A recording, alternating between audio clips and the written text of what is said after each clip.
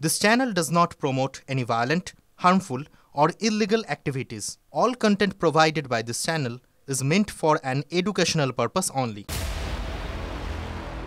বাড়ির কোনো আসবাবপত্র আস্ত নেই, ফ্রিজ, বাইক থেকে বাসনপত্র আগুনে পুড়ে ছারখার। পুড়িয়ে দেওয়া হয়েছে পড়াশোনার বই। মুর্শিদাবাদের ধুলিয়ান পুরসভার বেতমোনা গ্রাম এখন কার্যত শ্মশান। অভিযোগ, শুক্রবার রাতে এখানকার শতাধিক বাড়ি জ্বালিয়ে দেয় দুষ্কৃতীরা। সেই গ্রামে পৌঁছে গিয়েছিলাম আমরা। চোখের সামনে দেখে এলাম সেই ধ্বংসের ভয়াবহ রূপ। এটা কি কোনো বাড়ি? দেখে তো বোঝা যাচ্ছে না, কারণ তাণ্ডবকারীরা বা দুষ্কৃতীরা জ্বালিয়ে দিয়েছে, পুরো তছনছ করে দিয়েছে। বাড়ির মধ্যে কিছুই নেই, আসবাবপত্র, এটা হচ্ছে খাট। কিভাবে জ্বালানো হয়েছে দেখুন, পুরো ছাই হয়ে গিয়েছে। শুধু এই খাট নয়, ঠিক এই দিকে রয়েছে বড় একটি ড্রেসিং টেবিল, আলমারি। কিভাবে ভাঙা হয়েছে, কোনো কাচের অবশিষ্ট নেই। সব থেকে গুরুত্বপূর্ণ ছবি, ফ্রিজ জ্বালানো হয়েছে কিভাবে, সেটা দেখলে বোঝা যাচ্ছে। এখনো গলে গলে পড়ছে, ধোঁয়া বেরোচ্ছে, গরম হয়ে রয়েছে। পুরো বাড়ি জুড়ে আগুন লাগানো হয়েছিল। দুষ্কৃতীরা যেভাবে এই বেতবোনা গ্রামের একের পর এক বাড়ি জ্বালিয়েছে, বাড়িকে নষ্ট করেছে, তছনছ করেছে, লুটপাট করেছে, তা এই ধরনের বাড়িতে আসলেই ভালোভাবে দেখা যাচ্ছে। আমি আরও একটা ছবি অর্ঘ্যকে দেখাতে বলবো। ঠিক পাশের ঘরেও ঠিক এভাবেই পুরো তছনছ করে জ্বালিয়ে দেওয়া হয়েছে। এখনো সেই জ্বালানোর গন্ধ বেরোচ্ছে। খাট ছিল, সে খাট এবং কাগজপত্র জ্বালিয়ে দেওয়া হয়েছে। একটি বড় ড্রেসিং টেবিল, বড় আলমারি, সেটা পর্যন্ত শেষ করে দেওয়া হয়েছে। কিছুই অবশিষ্ট নেই। দুষ্কৃতীরা এত সাহস পাচ্ছে কিভাবে? আমার বাড়ি, আমার বাইক, আমার দোকান, সোনা দানা যা ছিল সব লুটপাট করে নেওয়া হয়েছে। বা আমাকে আদার্স বাড়ি থেকে বার করে নিয়ে গিয়ে হাতুড়ি হেঁচা লাঠি নিয়ে আমাকে মারধর করা হয়েছে। মাথা টাথা সব ফাটিয়ে দিয়েছে। সব হাতুড়ি ছিল, সব কুরল ছিল, হেঁচা ছিল, ছেনি ছিল, লাঠি ছিল, সব যে যাই নিয়ে পেরেছে সব মেরেছে আমাকে এসে বলছে বাড়ি থেকে বার না তো আগুন লাগিয়ে দেবো, মেরে ফেলে দেবো। এখন কিছুই নাই, এখন আমরা হাত পা শুধু নিয়ে আছি। আমার তো পরনে কোনো কাপড়ই নাই, সব বাড়িতে জ্বালিয়ে দেওয়া হয়েছে। শুধু একটা গামছা দিয়েছে, একটা নুঙ্গি আছে, আমি তার লোকের পরে নিয়ে বেড়াচ্ছি। ছেলে মেয়েকে নিয়ে ওকে বলছে কি বাঁচাও, ওর বাড়ি ছুটে আমরা বেরিয়েছি কোনো মতন করে। আমার স্বামীটাকে কখন টেনে নিয়ে গেছে আর রায় চিত্তর করে কি কাহা করলো তো দেখতে পাই না। ও কাঁদছি চিয়া বিয়া করে, বাচ্চাটা মরে যেত যখন করেছে, গ্যাসটা করেছে। এরা হচ্ছে এখন সব থেকে মূলধন হচ্ছে যে টিএমসির আছে নেতারা, সব মানে ওদের হাত। সেই হাত অনুযায়ী ওরা প্রতিটা অংশে ওরা পাই করে ডিসিশন দিচ্ছে, এরা এসে ভাঙচুর করছে, এভাবে জ্বালিয়ে দেবে। হ্যাঁ, তা তো এতে সব থেকে হচ্ছে এখানে হচ্ছে এমপি আছেন আমিরুল, এমপি আমাদের খলিলুর, এখানে আছেন, এরা সব মিলিয়ে একসঙ্গে যৌথভাবে অভিযান চালিয়েই হামলা। মানে এরা যখনই এসে যাওয়ার পরেই সব হামলা চালু। কিন্তু আপনারা আগামী দিন নিরাপদে থাকবেন কি করে? এই যে অবস্থা, নিরাপদে থাকতে পারবেন? আমরা তো নিরাপদের আশাই করতে পারছি না। এই জন্য আমরা কোনো এখন মুখ্যমন্ত্রীর ভরসা করতে পারছি না। তা আমরা চাইছি যেন সেন্ট্রালের আমাদের যে কেন্দ্রশাসিত অঞ্চল হোক, সেটা আমরা চাইছি। না হলে আমরা কোনো রকম আমরা বাঁচতে পারবো না। আমরা যে কোথায় থাকবো তাও এখনো বলতে পারছি না। আমরা এখন সবসময় ঘর হারা, ঘর ছাড়া, সম্পত্তি বলতে কিছুই নেই, সব শেষ। আমি আর একটা ছবি অর্ঘ্যকে পাশের বাড়িতে ছবি দেখিয়েছিলাম, আরও একটা ছবি, বাচ্চাদের পড়াশোনার বই নষ্ট করা হয়েছে কিভাবে। 130টি বাড়ি জ্বালিয়ে দেওয়া হয়েছে। অর্ঘ্যকে বলবো আরও একটি ছবি দেখাতে। ঠিক বাড়ির পেছনে হচ্ছে রান্নাঘর এবং গোয়ালঘর, সব ছিল। কিভাবে তছনছ করা হয়েছে, পুরো এলাকা জুড়ে এভাবেই তছনছ করা হয়েছে, কিছুই নেই। এই মানুষগুলো আদৌ কি বাড়িগুলোতে ফিরতে পারবেন? তারা কি এই বাড়িতে নতুন করে শুরু করতে পারবেন? প্রশ্ন কিন্তু রয়েই গেল। ক্যামেরায় অর্ঘ্য চট্টোপাধ্যায়ের সঙ্গে সায়ন্ত ভট্টাচার্য, TV9 বাংলা, বেতবোনা, শামশেরগঞ্জ। মুর্শিদাবাদ থেকে ভাঙড় ওয়াকফ আইনের প্রতিবাদ বিক্ষোভ ঘিরে তপ্ত রাজ্যের বিভিন্ন প্রান্ত। শান্তির বার্তা মুখ্যমন্ত্রীর, কিসের দাঙ্গা, কিসের যুদ্ধ?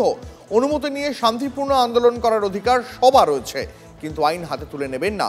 আইনের ভক্ষক দরকার নেই, কেউ প্ররোচনা দিলে প্ররোচিত হবেন না। মন্তব্য মুখ্যমন্ত্রী মমতা বন্দ্যোপাধ্যায়ের। ধর্ম যার যার আপনার, উৎসব কিন্তু সবার।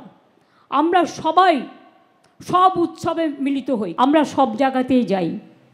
আমি অন্য কোনো একটা প্রোগ্রামে গেলেই আমার বিরুদ্ধে লেখা হয়, আমার টাইটেলও বদলে দেওয়া হয়। কারা এটা করে ধর্ম নিয়ে অধার্মিক খেলা খেলতে নেই। ধর্ম মানে শ্রদ্ধা। মানুষকে ভালোবাসার থেকে বড় ধর্ম আর কিছুই হতে পারে না। কিসের লড়াই, কিসের দাঙ্গা, কিসের যুদ্ধ, কিসের অশান্তি? শান্তিপূর্ণভাবে গণতান্ত্রিক আন্দোলন করার অধিকার সকলের আছে উইথ পারমিশন।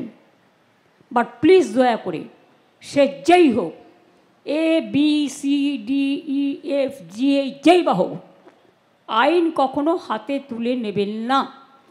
আইনের জন্য তো আইনের রক্ষক আছে, আইনের ভক্ষক তো দরকার নেই। তাই আপনাদের অনুরোধ করব, কেউ কেউ প্ররোচনা দেবে কোনো ব্যাপারে, কিন্তু প্ররোচিত হবেন না। প্ররোচনার সময় যে মাথা ঠান্ডা রাখে সেই তো আসল জয় করে, তাই তো আসল জয় হয়। শান্তি বজায় রাখুন। বাংলার মাটি শান্তির মাটি, এ মাটি সোনার চেয়েও খাঁটি। ওয়াকফ আইন সংশোধনের পর মুখ খুললেন মোদি। প্রধানমন্ত্রীর সরাসরি আক্রমণের নিশানায় কংগ্রেস। হরিয়ানার হিসারের জনসভায় প্রধানমন্ত্রী বলেন, কংগ্রেস কেন কোনো মুসলিম নেতাকে দলের সভাপতি করে না। আম্বেদকর জয়ন্তীতে বাবা সাহেবের প্রতি কংগ্রেসের আচরণ নিয়ে অভিযোগ তোলেন প্রধানমন্ত্রী। বলেন, বাবা সাহেবের অবদানকে মুছে ফেলার চেষ্টা করছে কংগ্রেস।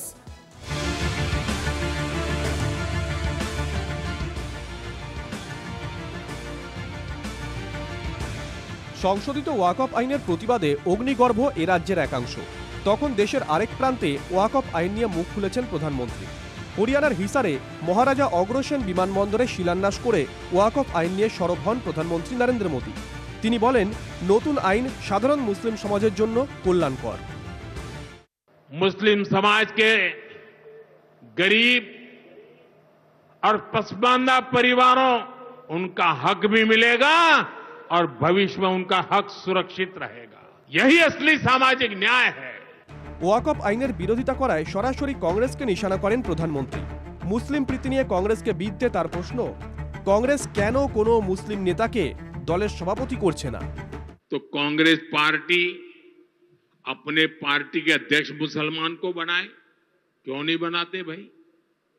संसद में टिकट देते हैं 50% मुसलमानों को दो, लेकिन ये नहीं करना है। कांग्रेस में तो कुछ नहीं देना है। সোমবার ছিল আম্বেদকরের জন্মজয়ন্তী। হিসারের মঞ্চ থেকে কংগ্রেসের বিরুদ্ধে আক্রমণ শানাতে এদিন আম্বেদকরকে অস্ত্র করেন নরেন্দ্র মোদী। তার অভিযোগ, আম্বেদকরকে পদে পদে অসম্মান করেছে কংগ্রেস। जब तक बाबा साहब जीवित थे, कांग्रेस ने उन्हें अपमानित किया। दो बार उन्हें चुनाव हरवाया। उनको सिस्टम से बाहर रखने की साजिश की गई। डॉक्टर अंबेडकर संविधान के संरक्षक थे।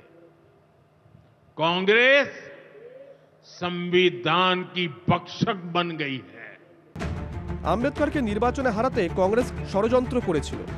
নরেন্দ্র মোদী এই অভিযোগ তোলার পরেই শুরু হয়ে গেছে বিতর্ক। আসরে নামে কংগ্রেসও। और उसमें हराने वाले ये लोग हैं। उनकी पार्टी तो रिपब्लिकन पार्टी थी और ये हिंदू महासभा और ये लोग तो उनके खिलाफ थे बाबा साहब अम्बेडकर के। BJP is also, Jansangh was the part of it, RSS was a part of it, so he can't relieve himself from it.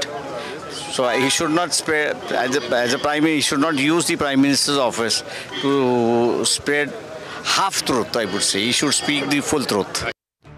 সংসদে নতুন ওয়াকফ আইন পাশের সময়ও বিতর্কে অংশ নেননি প্রধানমন্ত্রী।